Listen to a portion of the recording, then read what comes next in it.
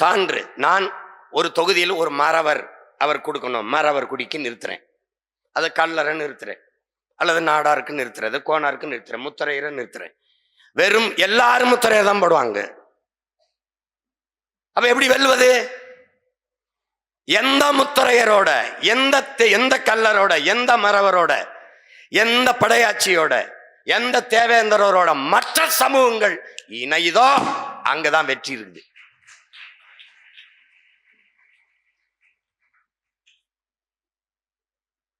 அப்ப எல்லாருக்குமாக, காற்றை போல, மழையை போல, வெயிலை போல எல்லாருக்குமாக நிற்கிற, பேரன்பு கொண்டு உலகத்தை நேசிக்கிற பேரன்பின் தாய் தமிழ். அவள் பிள்ளைகள் தமிழ் தேச அரசியல், மொழிக்காக, இனத்திற்காக, மண்ணுக்காக, மக்களுக்காக நிற்கிற இந்த பிள்ளைகளின் பக்கம் நீங்கள் நிற்க போகிறீர்களா? இல்லை 60 ஆண்டுகளாக ஆண்டு நாட்டை சுடுகாடாக்கி அவர்கள் பின்னாடி நிற்க போகிறீர்களா? இதுதான் மக்களுக்கு முன்னாடி நாம் வைக்க போகிற கோட்பாடு. என்ன நிலைப்பாட்டை நீங்கள் எடுக்க போகிறீர்கள்?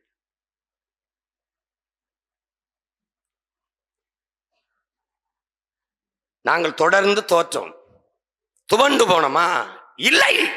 யாரிடம் தோற்றம்? என் தாயிடத்தில், என் தங்கையிடத்தில், என் அப்பனிடத்தில், என் சித்தப்பனிடத்தில் தோற்றம். யாருக்காக? அவர்களுக்காகவே போராடி அவர்களிடத்திலே தோற்றம். ஒரு நாள் நாம் முன்வைக்கிற அரசியல் அவர்களுக்கு புரிய வருகிற போது நம்மை விட்டால் இந்த நிலத்தில் எவனும் இருக்க போறதில்லை. நம்மளை போற்றி கொண்டாடுவார்கள் மக்கள். இன்னைக்கு வருகிற போது மனு, என்ன மனு கொடுக்க வருகிறார்கள்? அங்கே மடத்து குளத்திலே பன்னெடுங்காலமாக வாழ்ந்திருந்த நிலத்தை ஆக்கிரமிச்சு அங்க ஒரு முதலாளி போலியாக இட உரிமையை பெற்றுக்கிட்டு வாழ்கிற மக்களை வெளியேற்றுகிறார். ஒரு பிரச்சனை. என்ன செய்யணும்? நீ போராடு. அதான் என் அன்பிற்குரியவர்களே, மின்சாரம் இல்லாத இரவுகளில் மக்கள் மெழுகுவர்த்தியை தேடுவார்கள்ங்கிறான். அப்போது அநீதியும் அக்கிரமமும் பெருகிற காலங்களில் மக்கள் நல்லவர்களை தேடுவார்கள். அதுவரை நாம என்ன செய்யணும்? களத்திலே நிக்கணும். எப்படி நிக்கணும்? நல்லவர்களாக நிக்கணும். அவன் வருவான். தோல்வி என்பது தோல்வி அல்ல, அது வெற்றியின் தாய். தோல்வியே சொல்லுது, என்னை தொட்டு விட்டு சென்றவன் தோற்றதாக வரலாற்றில் செய்தில்லைங்குது. தோல்வி சொல்லுது. ஏன்? எளிதில் வென்றவனின் இதயம் மலரினும் மெல்லிதாக இருக்கும். தோற்று தோற்று தோற்று வென்றவனின் இதயம் இரும்பினும் கடினமாக இருக்கும். தோல்வியும் வெற்றியும் சமமாக கருதுகிறவன் எவனோ அவனே உண்மையான வீரன். அதனால தோல்வினால எங்களுக்கு இகழ்ச்சியும் இல்லை, வெற்றியால எங்களுக்கு புகழ்ச்சியும் இல்லை. ஒன்னும் இல்லை. நம்மளை சொல்லும்போது ஒரு கவுன்சிலர் கூட வெல்லல. இந்த கவுன்சிலர் என் தங்கச்சி இருக்குது, அவனுக்கு பதில் சொல்லி கொண்டிருப்பது என் வேலை இல்லை. உங்களுக்கு ஒன்றை அண்ணன் சொல்ல கடமைப்பட்டிருக்கிறேன். புறம் பேசுபவனை புறந்தல்ல கற்றுக்கொள்ளுங்கள். வீரத்துறவி விவேகானந்தர் என்ன சொல்றார் நமக்கு? ஒருவன் உன்னை புகழ்ந்தால் உன் காதை பொத்திக்கொள், இகழ்ந்தால் உன் வாயை பொத்திக்கொள். பிரச்சனையே கிடையாதுங்கிறான். அவன் ரொம்ப கேவலமா என்ன பேசுறான், வாயை பொத்திக்கணும். இல்லைன்னா அவனு மாதிரி நம்மளும் பேசிடுவோம். நீ தெரியாதடா உன்னே இவனடா அப்படி அவன் பேச நம்மள. அப்போ அவன் என்ன சொல்றான்? பைத்தியமா இருக்கிற இடத்துல போய் நீனு அவனுக்கு சரியா பேசிட்டு இருக்க, அதை தூர இருந்து பாக்குறவனுக்கு நீனும் பைத்தியமானதான்னு தெரியுங்களா? உங்களுக்கு புரியுதா? அது மாதிரி அவன் அவனோட பேசினா அவனுக்கு நமக்கு ஒண்ணு இல்லை. அது தவறு. நாம சரியா இருக்கணும். அதான் இங்க முக்கியமானது. இப்ப எப்படின்னா, இப்ப திமுகவை இப்ப எப்படி நமக்கு கற்பிப்பாங்க தெரியுமில்ல? திமுகவை வரவேற்றப்படாது, ஒழிச்சு பண்ணணும். வாங்க நம்ம எல்லாம் ஒன்னா நிற்போம். திமுக இந்த குழு இருக்குல்ல, இந்த கூட்டான்னு சொல்லுவோம். பிஜேபி வரவேற்றப்படாது, வாங்க எல்லாம் ஒன்னா நிக்கலாம் அப்படின்னு. நாங்க என்ன சொல்லுவோம்? உங்க 2 பேரையும் வரவேற்றப்படாது, ஒழிக்கணும், நாங்கெல்லாம் ஒன்னா நிக்கிறோம். அதனால விமர்சனம் என்பது வெறும் சொற்கள் தான், நம்மை காயப்படுத்தும் கற்கள் அல்ல. இது என் தலைவன் எனக்கு சொன்னது. அதை உங்களுக்கு நான் சொல்றேன். வெறும் சொற்கள் தான் நம்மை காயப்படுத்தும், கற்கள் அல்ல. வைரக்கற்களை விட்டு எரிந்தால் எடுப்போம், வெறுங்கற்களை விட்டு எரிந்தால் தடுப்போம். அவ்வளவுதான். போ. விமர்சனம் கூட ஒருவித பாராட்டுதான். யாரோ ஒருவனை நீ பொறாமைப்பட வைத்திருக்கிறாய்ங்கிறான். ஹிட்லர் எல்லாம் எடுத்துக்கிறாரு அப்படின்னா அவன் சொன்னதுல ஆக பெரும் கோட்பாடுலாம் இருக்குடா. அவன் என்ன சொல்றான்? வரலாறு என்பது கடந்த கால செய்திகளை சேமித்து வைக்கிற ஏடு அல்ல, அது நிகழ்காலத்திற்கான அடித்தளமும் எதிர்காலத்திற்கான உயிர் தொடர்புங்கிறான் ஹிட்லர். இதை ஏற்கிறதா இல்லையா? ஏற்கிறதா இல்லையா? கூட்டத்தில் ஒருவன் உன்னை எதிர்த்தால் நீ வளர்ந்து கொண்டிருக்கிறாய் என்று பொருள். ஒரு கூட்டமே உன்னை எதிர்த்தால் நீ வளர்ந்து விட்டாய் என்று பொருள்ங்கிறான். இப்ப என்ன உங்களுக்கு புரியுது? நம்ம வளர்ந்துட்டோம்னு புரியுது.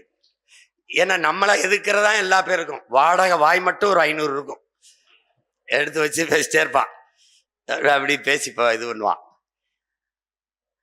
அப்போ லெனின் என்ன நமக்கு கற்பிக்கிறார்? உன்னை விமர்சிப்பவனுக்கு நீ நிரூபிக்க போராடாத, உன்னை நம்பி நிற்பவனுக்கு நீ உண்மையாய் இருக்க போராடுங்கிற. இப்ப நீ என்ன செய்யணும்? நம்மை நம்பி 36 லட்சம் மான தமிழ் மக்கள், நல்ல அரசியலை, நல்ல ஆட்சியை விரும்புகிற மக்கள், கணக்கில்லாத பணம், சாதி மத உணர்ச்சி, சாராயம் எல்லாவற்றையும் கடந்து 36 லட்சம் மக்கள் நமக்கு மதிப்புமிக்க வாக்கை தந்து இந்த எளிய விலைகளின் கட்சியை அங்கீகரிக்கப்பட்ட 3வது பெரிய கட்சியாக மாற்றி இருக்கிறார்கள் என்றால், அந்த மக்கள் நம்மீது வைத்த நம்பிக்கைக்கு உண்மையா இருக்க நீங்க போராடுங்க.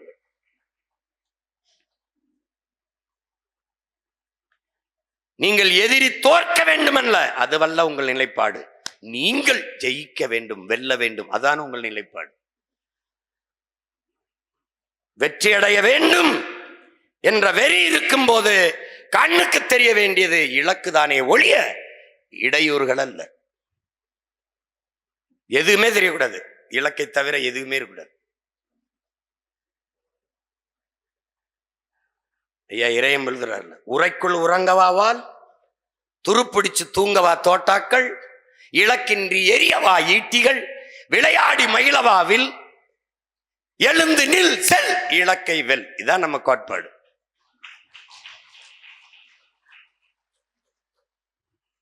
அததான் அண்ணன் உங்களுக்கு எளிமையா சொல்றேன். விமர்சனங்களை உரமாக்குங்கள், அதில் உங்கள் லட்சியத்தை மரமாக்குங்கள். வியர்க்காமல் விளையாட முடியாது, விமர்சனம் இல்லாது வளர முடியாது. அவன் அப்படி எழுதுறான், இவன் இப்படி எழுதுறான், அதுக்கெல்லாம் நேரத்தை செலவழிக்காதீங்க. உங்கள் நேரம் பொன் போன்றது அல்ல, உயிர் போன்றது.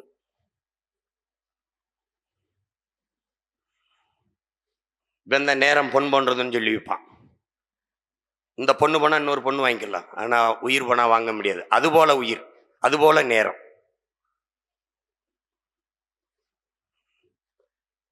நேரத்தின் அருமை தெரியாதவனுக்கு வாழ்க்கையின் அருமை தெரியாதுங்கிறான்.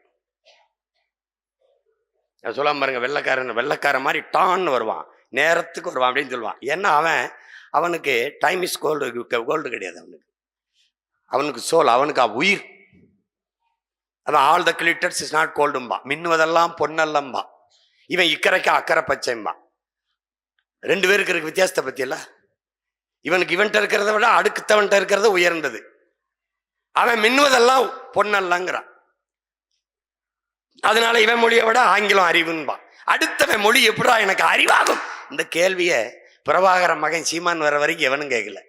அடுத்தவன் மொழி எப்படா எனக்கு அறிவாகும்? என்னது கொடுமையா இருக்கு? அது லாங்குவேஜ், நாட் அ நாலேஜ். அதை புரிஞ்சுக்கிறாம போட்டு இங்கிலீஷ் நாலேஜ் எப்படி இருக்குது? என்னது கொடுமை.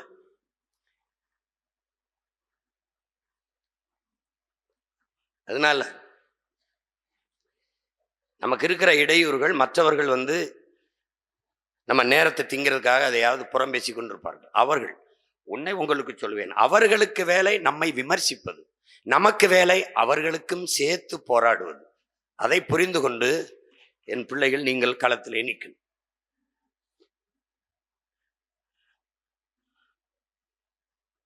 நமக்கு ஆண் பெண் என்ற பாலியல் வேறுபாடற்ற திருநங்கை இப்படியெல்லாம் பாலியல் வேறுபாடற்ற சமத்துவ சமூகம் தான் நம் கனவு. அதை விளங்கிக்கணும். சாதி இரண்டொழிய வேறில்லை சாற்றுங்கால் நீதி வழுவா நெறிமுறையில் அவை பெரும்பாட்டி பாடியது. இவன் சொல்றது ஆண் ஜாதி பெண் ஜாதி அதை சொல்றா அப்படின்னு இல்ல. அது அப்பா அப்படி பாடல. இட்டோர் பெரியார் இடாதார் இழிகுலத்தோருங்கிறார். தன்னிடத்தில் இருக்கிற செல்வத்தை பிறருக்கு கொடுப்பவன் உயர்ந்தவன், கொடுக்காமல் தனக்கு தனக்கு என்று ஒதுக்கி பதுக்கவன் இழிசாதி ஈன மகன் என்று சாடுறான். அவன் தாண்டா தாழ்ந்த சாதின்னு சொல்றான். செல்வத்தின் பயனே ஈதல்ங்குது. ஈதல் இசைபட வாழ்தல் அது வல்லது ஊதியம் இல்லை இருக்குங்குது வள்ளுவ பெருமானாருடைய நம்முடைய மறை. அததான் அவை சொல்றா. இதை ஒன்னு மேல சொல்றது ஆண் ஜாதி பொஞ்சாதின்னு. அதெல்லாம் ஒரு ஜாதி கிடையாது. ஆண்பால் பெண்பால் அந்த பாலியல் வேறுபாடற்ற சமத்துவமே நம்முடைய கனவு. அதை நிறைவேற்றியவன் தான் நம் உயிர் தலைவன் மேதகுவே பிரபாகரன் அவர்கள். ஐயா ஈவேராவுடைய வழித்தோன்றர்கள் வாரிசுகள் திராவிட திருவாளர்கள் எல்லாம் உரிமை பேசுவார்கள். ஆனால் பிரபாகரன் பிள்ளைகள் தான் செயல்படுத்துவார்கள். ஏன்? அவன்தான் சொல்லுக்கு முன் செயல் என்று சொன்னான். அவன் சொல்லுவான், நீ நிறுத்தலாம் ஆனா வெல்லணும்ல. நிறுத்தித்தாண்டா வெல்லுவோம். வென்று வந்து ஒரு நாள் இப்படி சொல்றவனையெல்லாம் கொல்லுவோம். என்ன சரி நீ தான் ஜெயிக்கிறீல, நிறுத்தி செய்ய பார்ப்போம். நிறுத்தி ஜெயிச்சிரு. அதான் அவர்கள் வெறும் செய்தி விளம்பர அரசியல் தான் செய்வார்கள். செய்யவே அரசியல் செயல் அரசியல் தெரியாது. செயலே சிறந்த சொல் என்கிறான் சேகுவேரா. சொல்லுக்கு முன் செயல் என்கிறான் நம் உயிர் தலைவன் மேதகுவே பிரபாகரன் அவர்கள். அதனாலதான் நம்ம நிறுத்துறோம். இப்ப இங்கே ஊரக உள்ளாட்சி இந்த தேர்தல்களில் 50 விழுக்காடு அன்னைக்கு நம்ம கடுமையான போராட்டங்களை செய்தோம். அம்மையார் ஜெயலலிதா அவர்கள் அதை அறிவித்தார்கள் பெண்களுக்கு. இப்ப கூட சொல்லும்போது தாங்க சொல்லிச்சு பாருங்க, அவர் பெண்ணு மாமன்ற உறுப்பினர் ஆனாலும் வேலை செய்யறது கணவர் தான் வேலை செய்வாப்ல. அப்படி செஞ்சிடாப்ல. உங்களுக்கு தெரியும், மதுரையில 300 கோடி ஊழலை செஞ்சது அந்த அம்மா மாநகர தாயா இருக்கு. ஆனா செஞ்சது பூரா அவங்க கணவரா இருக்கிறப்பல. சும்மா பேருக்கு உட்கார வச்சுட்டு எல்லா வேலையும் செஞ்சிருது. நீங்க அப்படி இல்லை. நீங்க உங்களுக்கு முழு சுதந்திரம் உண்டு.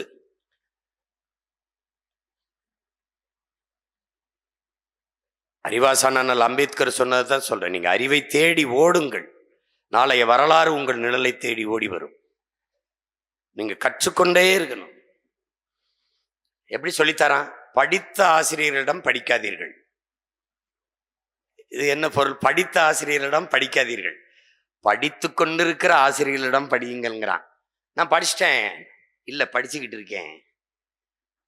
மார்க்ஸ் என்ன சொல்றான்? இவனை போல 2000 ஆண்டுகளில் இவனை போல ஒரு சிந்தனையாளன் பிறந்ததில்லை, இனி பிறக்க போவதும் இல்லைங்குது உலகம். அவன் சொல்றான், மரணத்தின் கடைசி நொடி வரை நான் மாணவனாகத்தான் இருப்பேன்கிறான். எப்படி இருக்கு பாருங்க. சாக்ரட்டிஸ் சரித்திரத்துல, ஏன்னா அவன் சாவுக்கு பயப்படாதவனுக்கு தான் சரித்திரத்துல இடம். அவன் சிறையில் இருக்கான், மரண தண்டனை விதிச்சாச்சு. சிறையில் இருக்கும்போது சாக போறான், நாளைக்கு சாக போறான். ஆனா ஒருத்தன் இவருக்கு பிடிச்ச ஒரு பாட்டை பாடிடுறாப்ல, சிறப்பா பாடும்போது அந்த அவனை கூப்பிட்டு, என்ன அழகா பாடுற, இந்த பாட்டை எனக்கு கத்து தர்றியா, நான் கொஞ்சம் கத்துக்கிறேன் அப்படிங்கிறேன். காலையில சாக போற, இவ எதுக்கிட்ட அந்த பாட்டை கத்துக்கிட்டு என்ன பண்ண போற அப்படின்னு. இல்ல, புதிதாக ஒன்றை தெரிந்து கொண்டேன்னாது இருக்கும்ல, நான் சாகிறதுக்கு முன்னாடி புதிதாக ஒன்றை கற்றுக்கொண்டேன் என்கிற அந்த பெருமிதத்தோடு நான் செத்து போவேங்கிறான் பாருங்க. சாகும்போது கூட நம்முடைய அண்ணாங்கிற பெருந்தகை அமெரிக்காவில் அந்த அறுவை சிகிச்சைக்கு போகும்போது, புற்றுநோய் இப்போ போகும்போது, அந்த அறுவை சிகிச்சை மருத்துவர் சொல்லும்போது அவர்கிட்ட, நாளைக்கு இன்னைக்கு ஒரு நாள் விட்டு நாளைக்கு வச்சுக்கலாமா அந்த சிகிச்சையை, ஏன்னா இந்த புத்தகத்தை பாதி படிச்சுட்டேன், இந்த கொஞ்சோண்டு இருக்குது அதை படிச்சிடுறேன், நாளைக்கு வச்சுக்கிறீங்களா, ஒருவேளை நம்ம பிழைக்காம போயிட்டோம்னா. அதனாலதான் அவர் அறிஞர் அண்ணாவா இருக்காப்ல. உங்களுக்கு புரியுதுன்னு நினைக்கிறேன். பகத்சிங்கு காலையில தூக்கு காலையில அங்க போன அவன் விடிய விடிய படிச்சுக்கிட்டு இருக்கான். என்னடா படிச்சுக்கன்னா லெலி எழுதின அரசும் புரட்சியும் புத்தகத்தை படிச்சுக்கிட்டு இருக்காப்ல. மரண நொடி வரை கற்றுக்கொண்டிருந்தவனால் தான் நமக்கு கற்றுக் கொடுக்க முடியும். நீங்க புரியுதுன்னு நினைக்கிறேன். நம்ம தாத்தா இறந்து போறாரு, காமராஜ் இறந்து போறாரு. தலைமாட்டில் மெயின் கேம்ப் இருக்குல்ல, என் நாடு என் மக்கள் எனது போராட்டம், ஹிட்லர், தமிழ் பதிப்பு. இந்த மெயின் கேம்போட ஆங்கில பதிப்பை தலைமாட்டில் இருக்குது. அதை படிச்சுட்டு இருந்து செத்துருக்காப்புல. அப்போ நம்ம கோட்பாடு இதுதான். என் உடன் பிறந்தார்களே, கற்றவை பற்றவை, தீயவை தீயவை, இதுதான் நம்ம கோட்பாடா இருக்கணும். நீங்க கற்றுக்கொண்டே இருக்கணும், தேடி தேடி படிக்கணும். புத்தகங்களா இல்ல. அப்பா நம்மாழ்வார் புத்தகம் இருக்கு, ஐயா இறையன்பு புத்தகம் இருக்கு, ஐயா எஸ் ராமகிருஷ்ணன் புத்தகம் இருக்கு. நமக்கு இன்னும் எழுத்தாளர்கள் பதிப்பாளர் இல்லையா? இலக்கியங்கள் நம்முடைய இதெல்லாம் வாசிக்காதீங்க, சுவாசிச்சிருங்க. அதுதான் சரியா இருக்கும். படிக்கிற பழக்கத்தை வாடிக்கை ஆக்கிடணும், தொடர்ந்து வச்சுக்கணும். என்னை ஐயா ரஜினிகாந்த் ஐயாவை நான் சந்திச்சு பேசும்போது என்கிட்ட கேட்டாங்க, சிமன் சார் நீங்கள் எப்போ படிக்கிறது அப்படின்னு கேட்டாங்க. கேட்டபோது நான் ஒரு புத்தகம் அவங்களுக்கு பரிசு கொடுத்தேன். அப்போ அதை வாங்கிக்கிட்டு எப்போ படிக்கிறது எப்படி நீங்கள் எப்படி இது பண்ணுறீங்க? ஐயா நான் 11 மணிக்கெல்லாம் படுத்துட்டேன்னா அந்த சரியாக 2-2:30 அப்படி முழிப்பு வரும்.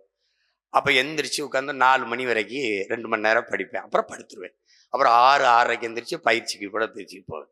ஒரு வேளை ரொம்ப தூக்கம் வராமல் இருந்தேன்னா 4 மணிக்கு எந்திரிப்பேன். 4 மணிக்கு எந்திரிச்சு 6 மணி 2 மணி நேரம் படிப்பேன். அப்படியே பல் விளக்கிட்டு அப்படியே உடற்பயிற்சிக்கு போயிடுவேன். இது நல்லா இருக்கு. ஆனால் நமக்கு அப்படி முடியல. நான் ஒரு 10 பக்கம் புரட்டினாலே எனக்கு தூக்கம் வந்துடுது அப்படின்னா இதான் சொன்னேன். அது நல்லது தானங்களே ஐயா. அவன் தூக்கம் வராமல் தூக்க மாத்திரை போட்டு தூங்கும்போது நீங்கள் 10 பக்கம் படித்தா தூக்கம் வருதுன்னா அப்போ தொடர்ச்சியாக அதை செய்யுங்கன்னு சிரிச்சுட்டே போயிட்டாங்க. அது மாதிரி படிக்கணும். இல்லைன்னா தர்க்க அறிவை வளர்த்துக்கணும். அவன் சொல்கிறான் பாருங்க, சாக்ரட்டிஸ், ஒருவன் அறிவை எதை வைத்து மதிப்பிடுவீர்கள்னு கேட்குறான். நீங்கள் ஒருத்தங்க எழுப்புற கேள்விக்கு சொல்லுகிற பதில் இருந்து அவனை நீ அவன் அறிவை மதிப்பிட முடியாது, மதிப்பிடக்கூடாதுங்கிறான். அப்ப என்ன செய்யறது? ஒருவன் எழுப்புகிற கேள்விக்கு இன்னொரு கேள்வியவே பதிலாக ஒருவன் தருவானே, ஆனால் அவனை வச்சுதான் உங்களுக்கு. அப்ப அதுதாங்க. இப்போ இப்ப இப்படி இப்படி ஒரு கேள்வி இருக்கு பாருங்க. நாம புளியை கேட்குறோம். புளி சின்னமா தேர்தல் ஆணையத்துக்கிட்ட. அப்பவே அவர் தெரியும், ஐயோ இவ பெரிய பிரச்சனையான ஆளா இருக்காடா. அது நேஷனல் அனிமல், அது தர முடியாது. அப்ப சொல்லும் போத இப்ப தேசிய மலரை எதுக்கு பிஜேபிக்கு சின்னமா கொடுத்தீங்கன்னு அந்த கேள்வி இருக்குது. அவர் ஒரு பதில் சொல்றாரு, நான் ஒரு இது சொல்றேன்னா அவர் திணறாப்ல. புரியுதா உங்களுக்கு? அப்போ உயிரோட இருக்கிற எதையும் தர முடியாதுன்றாங்க. காளை மாட்டுக்கு மயில கேட்டேன், நான் விடாம சண்டை போட்டு பார்த்தேன். அதுல உயிரோடு இருக்குது தர முடியாதுன்னு விவசாயியை கொடுத்துருக்காங்க. ஏன்னுங்க, எந்த விவசாயம் உயிரோடு இல்லை. அதை ஏன் நமக்கு கொடுத்துருக்காங்க? உயிரை கொடுத்தா அது விவசாயியை காப்பாத்திடுவாங்க. என்னமா கொடுத்துருக்காங்க. அதனால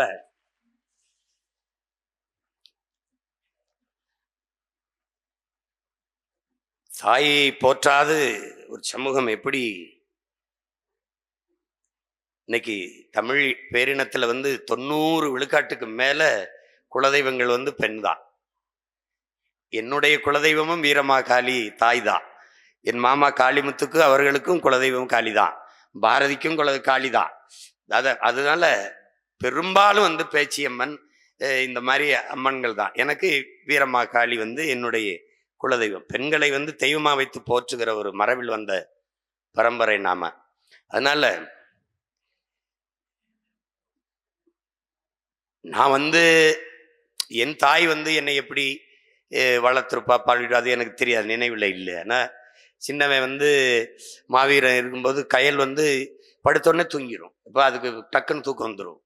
அப்படி தூங்கும்போது நான் நள்ளிரவு முடிச்சு பார்த்தா எப்போ பார்த்தாலும் மாவீரனுக்கு பால் ஊட்டிக்கிட்டு இருக்கு. அப்போ பார்க்கும்போது படுத்து இப்படி அசந்து தூங்குகிற ஒரு மனுஷி இப்படி எப்போ எழுந்து எப்படி பால் கொடுக்குன்னு பார்க்கும்போது அந்த தாய்மையின் புனிதத்தை நான் அப்போ தான் உணர்றேன். எப்பா இது ஒரு பெருசு, இது சாதா